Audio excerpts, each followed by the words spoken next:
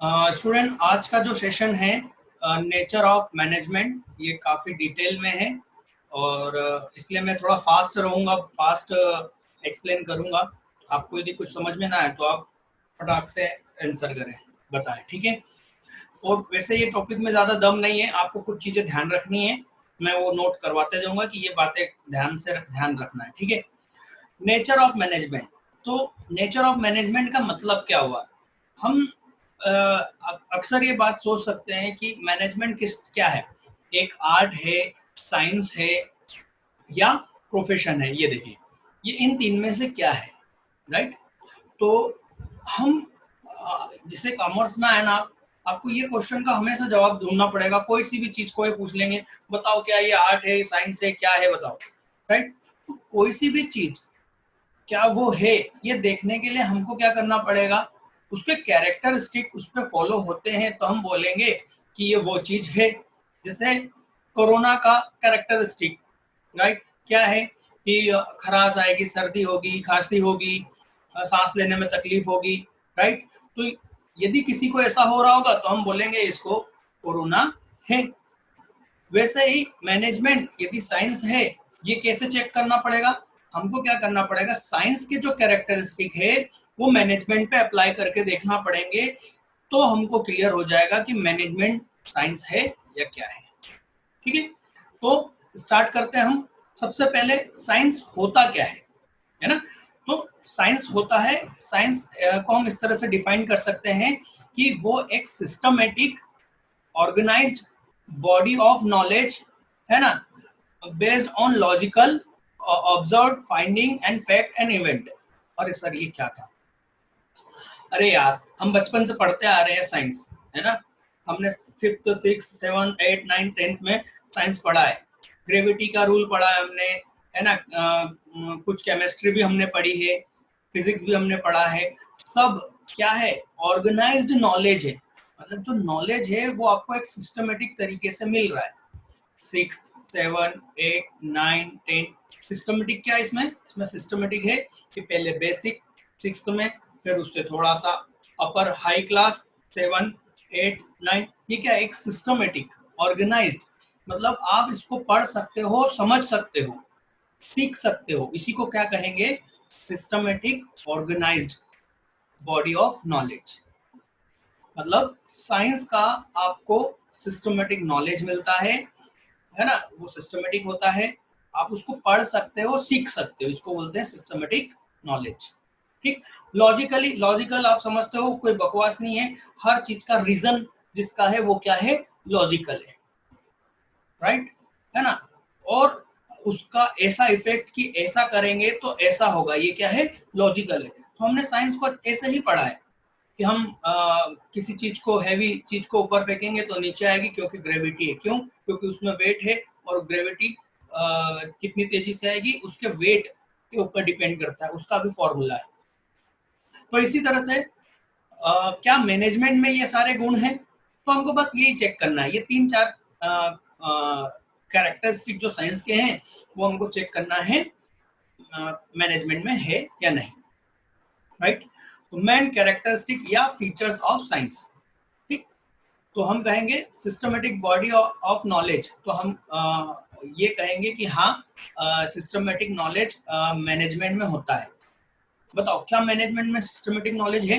बिल्कुल, आप 11th से 12th से पढ़ तो रहे हैं। ये हम क्या कर रहे हैं, 12th में हम मैनेजमेंट ही तो पढ़ रहे हैं। मैनेजमेंट यहाँ पढ़ेंगे, फिर बीकॉम में पढ़ेंगे, फिर क्या होगा, एमबीए। एमबीए में मैनेजमेंट ही तो पढ़ाया जाएगा। तो बिल्कुल मैनेजमेंट का सिस्टमेटिक बॉडी नॉलेज है, जिसको आप क्या कर सकते हो, कहीं से सीख सकते हो, लर्न कर सकते हो। जिस चीज को आप सीख सकते हो, लर्न कर सकते हो, है ना, उसको हम क्या बोलेंगे, सिस्टमेटिक बॉडी ऑफ नॉलेज, ठीक। नेक्स्ट, मैं इसको रीड नहीं इसलिए कर रहा हूँ क्योंकि हमारे पास इसमें इतना टाइम नहीं है। हम एक्सप्लेन में जो बोल रहा हूँ बेटा वही लिखा हुआ है, इसलिए मैं उसको एक्सप्लेन रीड नहीं करूंगा, ठीक है ना। This scientific principle are derived on the basis of logic। आप मेरे को बताओ, हम अच्छे से जानते हैं साइंस के जो भी प्रिंसिपल हैं, है ना, एंड वो फॉर्मूले हैं, है ना, ये सारी चीजें कहाँ से आती है? लॉजिकल होती है। ये हमने अभी जैसे बात करी थी कि साइंस में कुछ भी चीज ऐसी फालतू नहीं होती है, हर चीज का एक रीजन होता है और उसका डू और उसका इफेक्ट होता है कि हम क्या करेंगे तो क्या होगा। ठीक है, तो साइंस के जो प्रिंसिपल होते हैं वो लॉजिकल होते हैं। ठीक, एंड साइंटिफिक ऑब्जर्वेशन, और ये कैसे बनते हैं? इसका साइंटिफिक ऑब्जर्वेशन होता है। साइंटिफिक ऑब्जर्वेशन का मतलब होता है उस चीज को बार बार चेक करना, हर कंडीशन में चेक करना। इसको हम क्या बोलेंगे? Scientific observation. हर चीज के उसका ऐसा हुआ तो क्या होगा, वैसा हुआ तो क्या होगा, इस तरीके की जब कंडीशन लगाते हैं तो वो क्या होता है? Scientific observation. अभी कोरोना का वैक्सीन बन रहा है। कोरोना का वैक्सीन बनने में टाइम क्यों लग रहा है? इसलिए क्योंकि उसकी हर तरह की जांच होना है कि एक यदि ह्यूमन बीइंग इंडिया का व्यक्ति है ना, और उसको शुगर है तो उस पर क्या उसका रिएक्शन होगा, है ना, या उसको कोई और बीमारी है तो उसका क्या रिएक्शन होगा, किस एज में कितना डोज देना है ना, ये सारी ऑब्जर्वेशन कहलाएगी, जिसको हम एक्सपेरिमेंट बोलते हैं, राइट। तो फटाफट कंप्लीट करते हैं। The the scientist perform logical observation, मैंने अभी बता दिया, है ना, बिफोर ड्राइविंग एनी प्रिंसिपल और थ्योरी। कोई सी भी प्रिंसिपल या थ्योरी साइंस की जब भी आती है तो उसको साइंटिस्ट क्या करते हैं? उसका ऑब्जर्वेशन करते हैं, लॉजिकल ऑब्जर्वेशन। ठीक, they are very objective. Objective objective का मतलब यहाँ पर क्या होगा? एम, उद्देश्य, राइट? नहीं, यहाँ पर इसका मतलब है वो जो हम ऑब्जेक्टिव क्वेश्चन करते हैं ना, एमसीक्यूज, ऑप्शंस, जिसके बहुत सारे ऑप्शंस होते हैं, right. While doing the observation, अभी मैंने बताया था कि जब हम वैक्सीन के लिए हम बात कर रहे हैं तो हमको बहुत सारी चीजों पे उसके रिसर्च करना होता है, ये वही है। But when manager are observing, they have to observe human being. याद करो, मैनेजमेंट मैंने क्या कहा था सबसे शुरू में? खोपड़ियों को समझना है हमको। सब अलग अलग लोग हैं, बहुत सारे एम्प्लॉइज हैं हमारे यहाँ, और सभी क्या है? अलग है, कोई एक जैसा बिहेवियर किसी का है ही नहीं। तो जब मैनेजर ऑब्जर्व करता है किसको? ह्यूमन बीइंग को, और जो ऑब्जर्वेशन, जो उसका जो लॉजिक, उसका जो प्रिंसिपल निकालता है वो प्योरली लॉजिकल नहीं होता है। आप जरा सोचो, ह्यूमन बीइंग का बिहेवियर क्या लॉजिकल होता है? कभी कभार तो वो कुछ भी करता है, बस उसको तो ये करना है, उसके पीछे उसका कोई लॉजिक ही नहीं है। वो ऐसा क्यों कर रहा है ये वो भी नहीं जानता है, बस उसको तो ये करना है, राइट। तो यहाँ पर हम कह सकते हैं कि जो ह्यूमन बिहेवियर जो होता है वो प्योरली लॉजिक, उनका जो ऑब्जर्वेशन है वो प्योरली लॉजिकल नहीं होता है, राइट। या उसके कोई ऑप्शन नहीं होते, बस वो होता है, ऐसा हो रहा है तो ऐसा हो रहा है, उसका क्या कारण है कोई नहीं मालूम। आप अच्छे से समझते हैं, ह्यूमन बीइंग तरह तरह के लोग, राइट।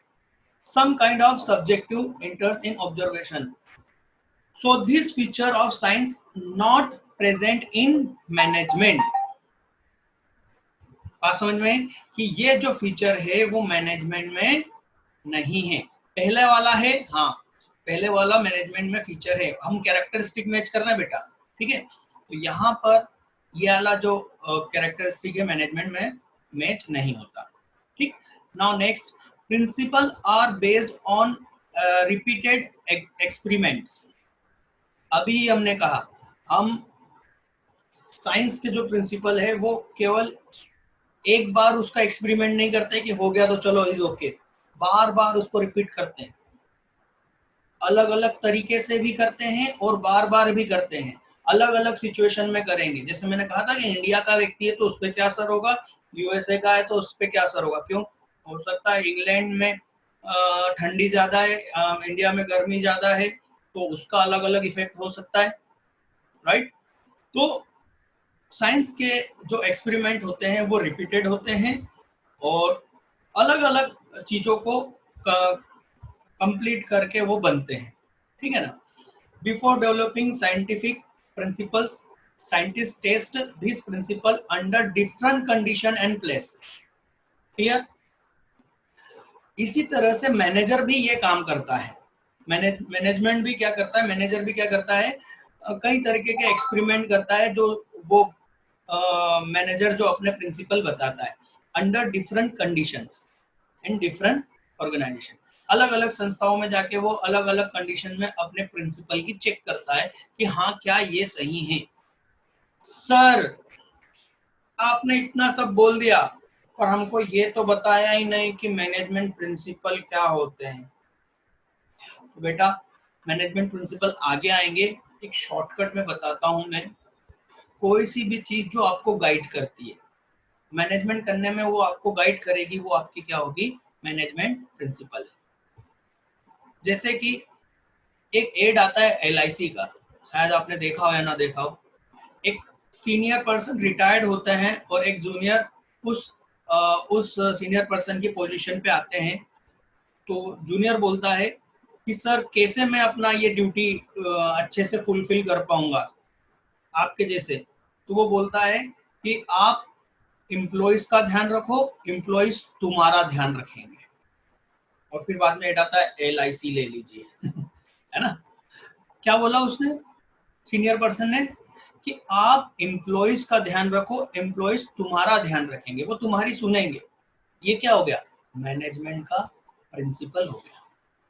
ये मैनेजमेंट, वो बोलते ना गुरु मंत्र दे दो साहब इसको कैसे करें, तो उसने बंदे ने उसको क्या दे दिया, गुरु मंत्र दे दिया कि बेटा आप अपने एम्प्लॉइज का ध्यान रखोगे, एम्प्लॉइज तुम्हारा ध्यान रखेंगे। बात समझ में आई, मैनेजमेंट प्रिंसिपल का मतलब क्या हुआ। तो इस तरीके से ये जो मैनेजमेंट प्रिंसिपल है, वो मैनेजर ने कैसे ये प्रिंसिपल दे दिया, उसने क्या करा होगा, इसको ऑब्जर्व करा होगा, उसने अलग अलग ऑर्गेनाइजेशन में जाकर काम करा होगा और उसने हर जगह ऐसा ही काम करके देखा होगा, अपने एम्प्लॉइज पर ध्यान दिया होगा, तो अपने एम्प्लॉइज ने उसके ऊपर ध्यान दिया, राइट। तो उसने ये प्रिंसिपल बना के दे दिया। क्लियर। तो यहाँ पर हम ये मैच मिलता है, बोले हाँ मैच होता है बिल्कुल, ये फीचर। ओके नाउ फोर्थ, देखिए अभी तक 2 मैच हुए हैं, सिस्टमेटिक बॉडी ऑफ नॉलेज और principle based on repetitive experiment, right. तो ये मैच हुआ बट ये सेकंड नहीं हुआ है ना। Now fourth, universal validity. मतलब कि साहब इसको मैं यहाँ इंडिया में ऐसे छोड़ दूंगा तो ये नीचे आएगा, USA में भी मैं छोड़ दूंगा तो नीचे आएगा, कहीं पर भी मैं इसको इसी तरीके से ये ग्रेविटी का रूल काम करेगा। ओके, इसको क्या बोलते हैं, यूनिवर्सल वैलिडिटी, है ना। इलेक्ट्रॉन सभी जगह एक जैसे हैं, प्रोटॉन सभी जगह एक जैसे हैं, ठीक है। बट मैनेजमेंट के प्रिंसिपल सब जगह एक जैसे फॉलो नहीं हो सकते। क्यों नहीं हो सकते सर, अरे बेटा आप चीज को समझो, ह्यूमन बीइंग का प्रिंसिपल है, ह्यूमन बीइंग हर जगह एक जैसा नहीं होता। वो एक घर में तो 4 लोग हैं, वो भी चारों अलग अलग खोपड़ी है, तो सब जगह एक जैसे कैसे हो सकता है, नहीं हो सकता। बात समझ में आ रही है। इसलिए जो मैनेजमेंट के जो यूनिवर्सल मैनेजमेंट के जो प्रिंसिपल होते हैं वो यूनिवर्सल एप्लीकेबल नहीं होते। यूनिवर्सल वैलिडिटी का मतलब एप्लीकेबल, राइट।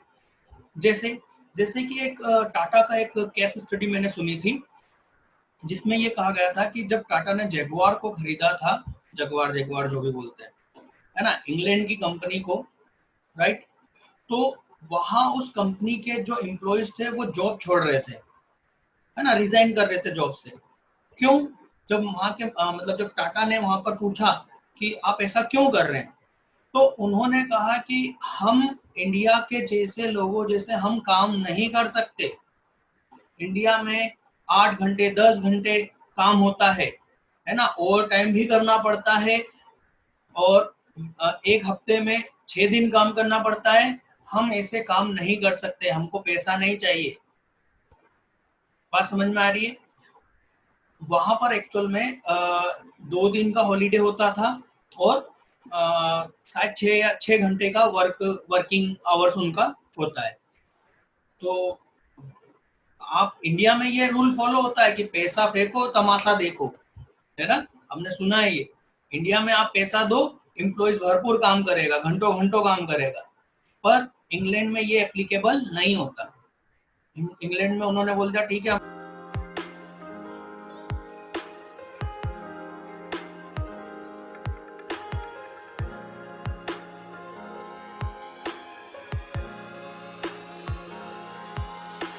कि हम पैसा हम सब कमा लेंगे, हमको मालूम है, आप हम तो जा रहे हैं।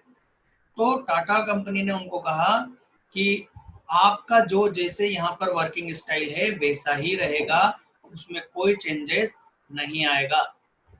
क्यों? क्योंकि पैसा फेंको तमाशा देखो वाला सिस्टम इंडिया में चलता है, इंग्लैंड में नहीं। ठीक, इसको बोलते हैं यूनिवर्सल वैलिडिटी। तो साइंस में ये है, मैनेजमेंट में यूनिवर्सल एप्लीकेबिलिटी या वैलिडिटी नहीं होती, ये फीचर भी इस पे मैच नहीं होता। तो कंक्लूजन क्या है? 4 कैरेक्टरिस्टिक हैं साइंस के, उसमें से 2 मैच हो रहे हैं, 2 नहीं। तो हम कहेंगे मैनेजमेंट प्योरली साइंस नहीं है, ये सोशल साइंस इसको कहा जा सकता है। सोशल साइंस क्यों कहा जाता है बेटा? क्योंकि हम ह्यूमन बीइंग का बिहेवियर है यहाँ पर, है ना। ह्यूमन मतलब सोशल। तो आप ये समझ लीजिए कि इसको प्योरली साइंस नहीं कहा जा सकता। ठीक, ध्यान रखिएगा। और सेकंड, इसको क्या बोलते हैं, ये यहाँ पर है, नोट कर लीजिए। ठीक, तो ये हो गया हमारा फर्स्ट कि क्या नेचर में मैनेजमेंट साइंस है, तो हम कहेंगे नहीं, प्योर साइंस तो नहीं है। ओके, आगे ये आप शॉर्टकट में है, आप देख लेना, आपको नोट्स में भी सेंड कर दूंगा, ये आपको मिल जाएगा कौन से फीचर मिल रहे हैं, कौन से फीचर नहीं मिलते। ठीक, now next, management as an art. क्या मैनेजमेंट आर्ट है, कला है? तो हम कहेंगे, देखते हैं कि पहले तो हमको ये समझना होगा कि आर्ट क्या होता है, आर्ट की क्या कैरेक्टरिस्टिक है।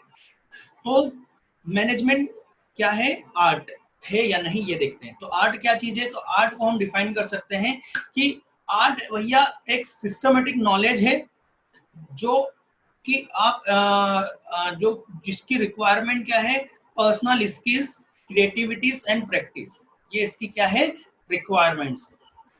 ओके, तो पहला फीचर क्या है, सिस्टमेटिक नॉलेज। तो आर्ट में सिस्टमेटिक नॉलेज होता है, बिल्कुल। देखिए, आप आर्ट बचपन से आप सीख सकते हैं, इसकी कॉलेजेस भी हैं, आर्ट कॉलेजेस होती हैं, ठीक है ना। आप वहां से ड्राइंग करना, सिंगिंग, म्यूजिशियन, सारे जो आर्ट होते हैं वो आप सीख सकते हैं, सिस्टमेटिक नॉलेज होता है। ठीक है, तो क्या अब ये एक फीचर है, क्या मैनेजमेंट में ऐसा है? हम अभी बात कर चुके हैं, बिल्कुल मैनेजमेंट को भी आप स्कूलिंग के दौरान सीख सकते हो, कॉलेज है, इसकी सब नॉलेज अवेलेबल है सिस्टमेटिक, जिससे आप इसको क्या कर सकते हो, मैनेजमेंट को सीख सकते हो, लर्न कर सकते हो। ठीक है, नाउ सेकंड इसका जो खासियत है वो है पर्सनलाइज्ड एप्लीकेशन। पर्सनलाइज्ड एप्लीकेशन का मतलब क्या होता है? मतलब कि म्यूजिक मेरे को बता दिया गया है कि ये सारे गामा पाधा निशा है, रागा, राइट। पर मैं उससे कितना अच्छा म्यूजिक बजा सकता हूँ, ये मेरी पर्सनल स्किल है। ए आर रहमान इतने फेमस क्यों है? म्यूजिशियन तो बहुत है, पर ए आर रहमान क्यों फेमस है? क्योंकि ए आर रहमान उस तरीके का म्यूजिक बजाते हैं, वो उनके अपनी पर्सनल स्किल, पर्सनल उनका टैलेंट उसमें दिखता है, क्रिएटिविटी लगती है आर्ट में। जो जितना अच्छा, सबको नॉलेज सेम है, बट वो अपने नॉलेज का किस तरीके से बेहतर यूज कर सकते हैं, वही उसमें अच्छा सक्सेसफुल आर्टिस्ट होता है, राइट। पेंटिंग करने वाले और भी हो गए, है ना। तो क्या ये फीचर मैनेजमेंट में है? बिल्कुल है। मैनेजमेंट की आपको बुक मिल जाएगी, आपको नियम कायदे मिल जाएंगे कि ऐसा होता है मैनेजमेंट, ये होता है, हम अभी पढ़ेंगे। बट मैनेजमेंट केवल वो ही अच्छे से कर पाएगा जो उस नॉलेज को अपने क्रिएटिविटी के साथ में करेगा। हर जगह हमने अभी तो देख ही लिया था, अभी पढ़ा था हमने कि जो मैनेजमेंट के प्रिंसिपल होते हैं वो हर जगह एक जैसे एप्लीकेबल नहीं होते। तो सोच समझ कर ही हर जगह हम उसके प्रिंसिपल को यूज कर सकते हैं, राइट। तो हमें क्या चाहिए? मैनेजमेंट क्या है? मैनेजमेंट पर्सनल स्किल पर डिपेंड करता है, ठीक। इसी तरह से हम क्या कहेंगे कि जो सेकंड पॉइंट है इसका आर्ट का पर्सनल एप्लीकेबिलिटी एप्लीकेशन, वो मैनेजमेंट में बिल्कुल है। ठीक है। Now third, based on practices and creativity. अभी ही इस बात को हमने कही, आर्ट किस पर डिपेंड करता है? प्रैक्टिस, क्रिएटिविटी पर, राइट। और मैनेजमेंट भी किस पर डिपेंड करेगा? आपका एक्सपीरियंस पर, आपकी क्रिएटिविटी पर। एक्सपीरियंस मतलब प्रैक्टिस, कि आपने कितने साल का प्रैक्टिस कर रखा है। आप देखिएगा जो मैनेजर पोस्ट पे होंगे वो आपको अबाउट 30-35 की एज वाले ही लोग मिलेंगे मैक्सिमम जगह। क्यों? क्योंकि मैनेजमेंट का आपको एक अनुभव होना चाहिए। पहले आप असिस्टेंट मैनेजर बनोगे, फिर मैनेजर बनोगे, राइट। तो बिल्कुल ये थर्ड पॉइंट भी मैनेजमेंट में एप्लीकेबल होता है। प्रैक्टिस और क्रिएटिविटी पे डिपेंड करता है मैनेजमेंट, राइट। तो ये तीनों ही चीज आर्ट में है, इसलिए हम कहेंगे कि जो मैनेजमेंट है वो क्या है?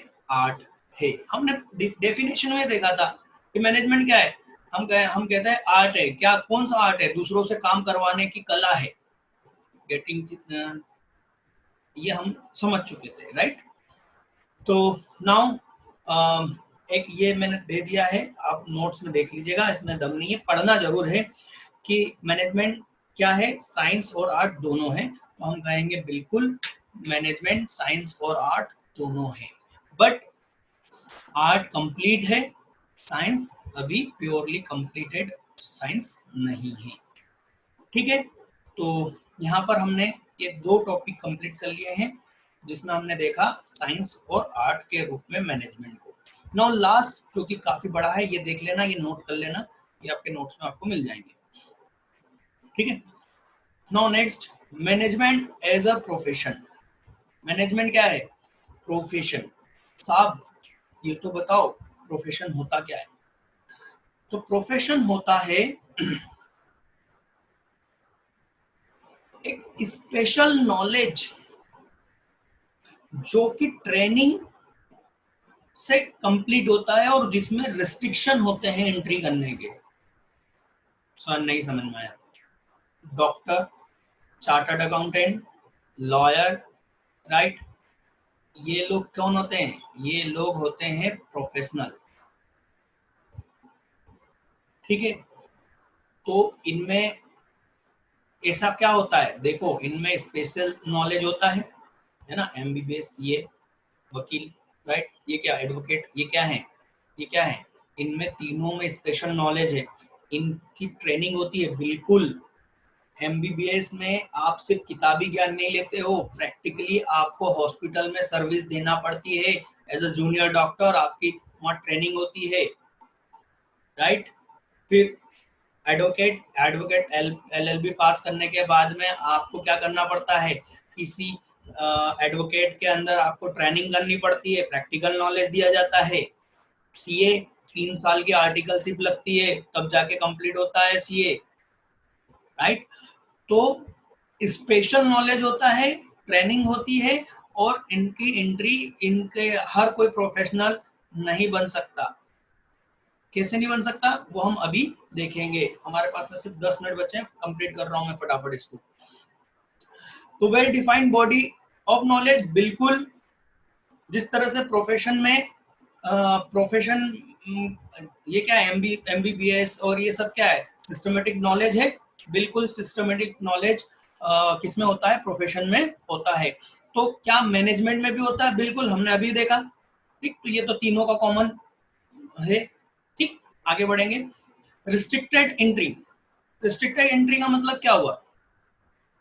मतलब कि इनके क्या होते हैं, देखिए, the entry to a profession is restricted through an examination। Exam होगी, है ना, डिग्री होगी। For the example, person can practise as a doctor only when he is having MBBS degree. भाई सीए की डिग्री होगी, एमबीबीएस की degree होती है, एलएलबी एक डिग्री होती है। डिग्री होगी तभी जाके आप ये काम कर सकते हो प्रोफेशन का। इसी को हम क्या कहेंगे?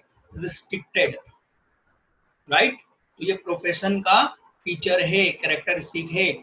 मैनेजमेंट में ऐसा होता है साहब? नहीं होता। मैनेजमेंट में कोई भी मैनेजर बन सकता है, जरूरी नहीं है कि वो एमबीए हो, राइट? क्योंकि मैनेजमेंट अनुभव के आधार पे होता है। आपको कई ऐसे लोग कहीं पुरानी दुकानों पर या बड़े छोटे मोटे बिजनेस में आप देखना, आपको कई ऐसे लोग मिल जाएंगे जो 50 साल की एज के दादा हैं, 60 साल के एज के हैं, वो शायद 10th तक ही पढ़े हैं, बट उनकी मैनेजमेंट स्किल बेटा इतनी बेस्ट है। ओके, मैं बड़े बड़े ऑर्गेनाइजेशन, अच्छे अच्छे बिजनेस चल रहे हैं, जरूरी नहीं है कि वहां पर मैनेजमेंट करने के लिए आपके पास में एमबीए की डिग्री हो। आप में वो काबिलियत चाहिए, स्किल्स होना चाहिए, राइट? तो ऐसी फीचर प्रोफेशन में नहीं है कि आपको एमबीए की डिग्री होगी तभी हम आपको मैनेजर बनाएंगे, बट बहुत ही जल्दी, देखो, but very soon it will be included with statutory पैकी।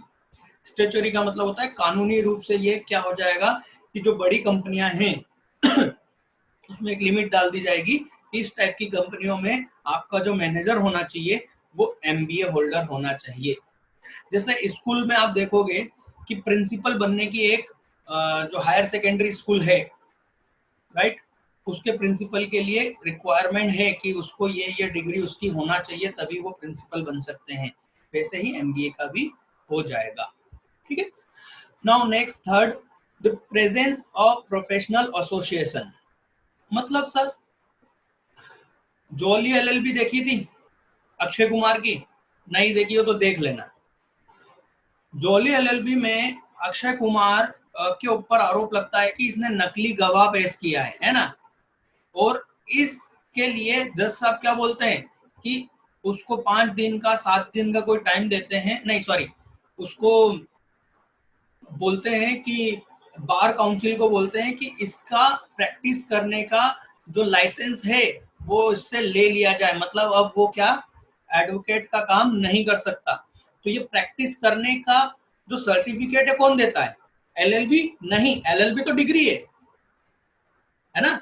उसको प्रैक्टिस करने का जो लाइसेंस है वो वहां की बार काउंसिल देती है। जरा ये एग्जांपल में देखो, with bar council of India. आपको याद होगा उसमें एक मुनीम जिसके यहाँ नौकरी करते थे, है ना? और नौकरी करते थे, और वही बार काउंसिल के कौन थे? प्रेसिडेंट। तो वो अक्षय कुमार को टाइम देते हैं 7 दिन का कि तुम अपने आप को साबित करो, नहीं तो इसके बाद आपके क्या है, लाइसेंस रद्द कर दिया जाएगा। ये क्या होता है? बार काउंसिल मतलब एक ऐसा एसोसिएशन जो इन प्रोफेशनल्स को क्या करता है, कंट्रोल करता है, ठीक है? उनके लिए क्या बनाता है? Code of conduct. ये नीचे ध्यान दो, एथिकल कोड्स कि क्या करना है क्या नहीं करना है, कैसे आप प्रोफेशनली बिहेव करोगे, ये कौन बनाता है? प्रोफेशनल एसोसिएशंस बनाते हैं, है ना? अरे हम भी हमारे गणपति जी बिठाते हैं तो कुछ नियम कायदे बनाते हैं कि नहीं? तो हमारा एसोसिएशन क्या बना लेता है? नियम बना लेता है। बड़े बड़े क्लब आप देखोगे, वो क्लब क्या करते हैं? अपने नियम बना लेते हैं। वैसे ही प्रोफेशनल का भी एक क्या होता है? एसोसिएशन होता है। वो क्या बनाता है? रूल्स एंड रेगुलेशंस बनाते हैं उन प्रोफेशनल्स के लिए, राइट? जैसे कि डॉक्टर्स के लिए क्या होता है? Medical council of India. और सीए के लिए क्या होता है? जो आईसीएआई है, सीए का आईसीएआई ही बार काउंसिल है एक तरह से, मतलब एसोसिएशन है। आप देखेंगे कभी कोई सीए किसी घोटाले में पकड़ा जाता है कि उस घोटाले में सीए का हाथ है, सबसे पहले सीए जो इंस्टीट्यूट है ना, जो डिग्री देता है, वही डिग्री छीन लेता है। कोई आए ना आए, वो सबसे पहले बोलता है कि इसकी डिग्री रद्द करो, लाइसेंस 5 साल के लिए, 10 साल के लिए, ये घोटाले में शामिल था। बात समझ में आ रही है? इसको बोलते हैं एसोसिएशन। इसी को हम रिस्ट्रिक्शन भी बोल सकते हैं। ओके, हालांकि रिस्ट्रिक्शन का मतलब होगा डिग्री होना, ठीक, और एसोसिएशन का मतलब होगा कोई जो उनको उसकी प्रैक्टिस करने के लिए क्या दे, लाइसेंस, ठीक। नाउ तो ये फीचर एमबीए में नहीं मिलता है ना, प्रोफेशनल नहीं है। अभी अभी बना है ये, जिसको हम कहेंगे ऑल इंडिया मैनेजमेंट इंस्टीट्यूट, ऐसा कुछ नेशनल इंस्टीट्यूट, राइट? तो ये अभी पूरी तरह से प्रोफेशनल नहीं हो पाया है। नाउ फोर्थ, एथिकल कोड, जो अभी मैंने बताया था, कोड ऑफ कंडक्ट। ये एसोसिएशन क्या बनाते हैं, ये कोड बनाते हैं। कोड मतलब रूल्स। आपको कभी डॉक्टर या सीए का अनाउंसमेंट नहीं मिलेगा या होर्डिंग नहीं मिलेगी कि इतने सस्ते में काम कराइए, सेमिनार लगा है ना, समर ऑफर, ऐसा कुछ नहीं मिलेगा। क्यों नहीं मिलेगा? क्योंकि ये इनके कोड ऑफ कंडक्ट में है, इथिकल कोड में है कि आप इस तरीके से बिहेवियर नहीं करोगे कि पड़ोस का सीए 5,000 में काम कर रहा है तो आप 3,000 में कर दोगे बाहर बोर्ड लगा के कि इनकम टैक्स का काम केवल 3,000 में, आइए एक के साथ एक फ्री पाइए। ओके, ऐसा नहीं हो सकता। ये कौन बनाता है? एसोसिएशन बनाते हैं। तो प्रोफेशन में होता है बट मैनेजमेंट में ये नहीं होता। Okay, now fifth point is service motive. जो प्रोफेशन होते हैं वो क्या होते हैं? सर्विस देते हैं, अपने क्लाइंट को सर्व करते हैं वो, राइट। एमबीए सॉरी मैनेजमेंट में ऐसा कोई मोटिव नहीं होता है। वो सिर्फ प्रॉफिट कमाने के लिए मैनेजमेंट किया जाता है, सर्विस देने के लिए कोई मैनेजमेंट नहीं करता, राइट। तो ये भी इसमें नहीं मिलता। तो कंक्लूजन क्या है? कंक्लूजन ये है कि मैनेजमेंट प्रोफेशन नहीं है। टीचरशिप, मैं आपको एक क्वेश्चन दे रहा हूँ बेटा, कल के लिए मैं आपसे पूछूंगा। ये मैंने आपको प्रोफेशन के क्या बताए, फीचर बता दिए, और उन्हीं को हमने मैनेजमेंट में चेक करा है। आपका होमवर्क ये है कि आपको बताना है क्या टीचरशिप, टीचिंग प्रोफेशन है या नहीं, ये आपको बताना है। और ये कल मैं आप लोगों से पूछूंगा। क्या करना होगा? ये कैरेक्टरिस्टिक टीचरशिप पे चेक करके देखना है आपको, ठीक है। तो मैनेजमेंट प्रोफेशन है नहीं है, बट ये बहुत ही जल्दी प्रोफेशन बन जाएगा, ऐसा कहा जा रहा है, ऐसा माना जा रहा है। ओके, नाउ हमने ये पूरा एक बड़ा सा टॉपिक बेटा करीबन 30 मिनट में कंप्लीट कर लिया। 30-35 मिनट में बहुत अच्छी बात है। अदरवाइज दूसरी उसमें तो मैंने ये 3 दिन में कंप्लीट करा था, है ना, ऐसा कुछ ज्यादा खास नहीं था। तो इसको अच्छे से एक बार रीड कर लीजिएगा, ठीक। और कोई डाउट हो तो मुझे व्हाट्सअप कर देना। व्हाट्सअप नंबर है आप लोगों के पास में। चलिए, तो आज के लिए इतना ही। कल हम देखेंगे नया टॉपिक, लेवल ऑफ मैनेजमेंट।